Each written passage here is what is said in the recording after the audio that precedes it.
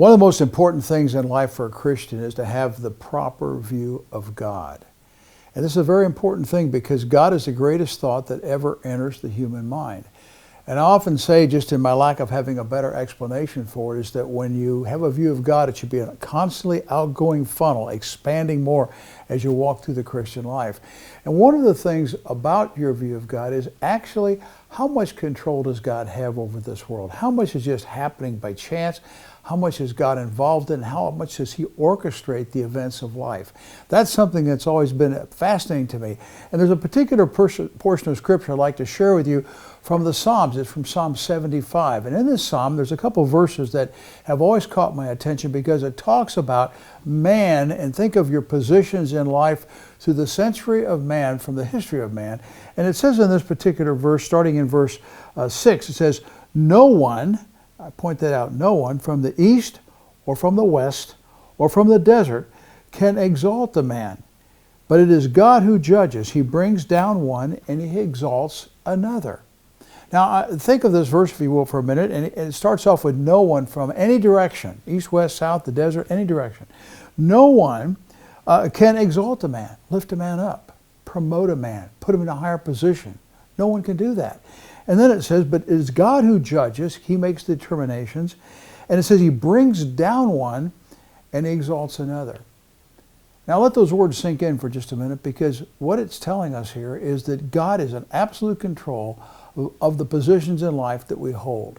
Wherever you are in life right now, at what age you're at, what organizations you're involved in, your family, the sports world, the political world, the business world, whatever it is, all of these things are carefully controlled by God. And so therefore, obviously to the Christian, we say, well, we know that God. That God is our Father, and He loves us, and He cares for us, and He's involved in us, and actually I have an audience and ability to talk to Him. Well, what a benefit that is. And I want to tell you that the bigger your God is as a Christian, the greater life can be. Because the last thing you want is a God that's so small that He really can't do much about it, or He's not interested, so He's not involved in the details of your life.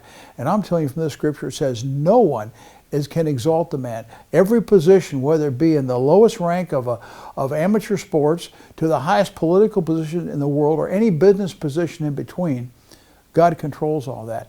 And there's no clearer way to go than if I take you to, obviously, to the book of Romans, and there's many places we could go, but to the book of Romans in chapter 13, again you come to the application of the doctrine of the earlier chapters, up through chapter 11, and you come to the application. We get to chapter 13, it talks about this very thing.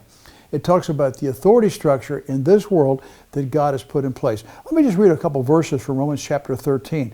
It starts off similar. It says, everyone, think of that word, everyone must submit himself to governing authorities. For there is no authority except which God has established. And then he goes on to say, the authorities that exist have been established by God. Now think of that. Isn't it wonderful to think that our God controls all authority?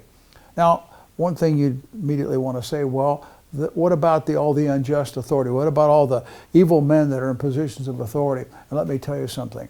There is no just authority in this earth. There is no perfect organization. There is no perfect family. There's no perfect father, no perfect mother. We all have failures. We're all corrupted to a degree. Different degrees of corruption, yes. But in all of that, even through the evil things of this world, God controls everything. And He's in absolute charge of these things. When you come down to verse 4, it tells us about this one that He puts in authority, these different layers of authority that He establishes. It says, for He is God's servant, talking about the one in authority, to do good. The authorities in place are God's instrument. He works through them to accomplish His purposes. For He is God's servant to do good. But if someone does wrong, be afraid, for He does not bear the sword for nothing. In this particular context, he's talking about governments and authority from a governmental position. But He does not bear the sword for nothing. He is God's servant, an agent of wrath to bring punishment on wrongdoers. And it's a very interesting, as you look at the purpose of authority as established here, and also it's mentioned in the epistles, there's a reason why God puts authority in place. The authority is to hold down evil and reward good. That's the purpose of authority. Isn't that what a mother does? She holds down evil and she rewards a child for good. Isn't that what a teacher does in a classroom? Isn't that what a boss does in the business place? That's the role of proper authority. And even though authority may not be right all the time, even though they may have wicked hearts, God is big enough and powerful enough to work through that authority to accomplish his purposes. So I say to you today, think of this. No one is promoted. Your position in life cannot change. No man can lift you up. It is God that does those things. For he puts one man down and he raises another man up.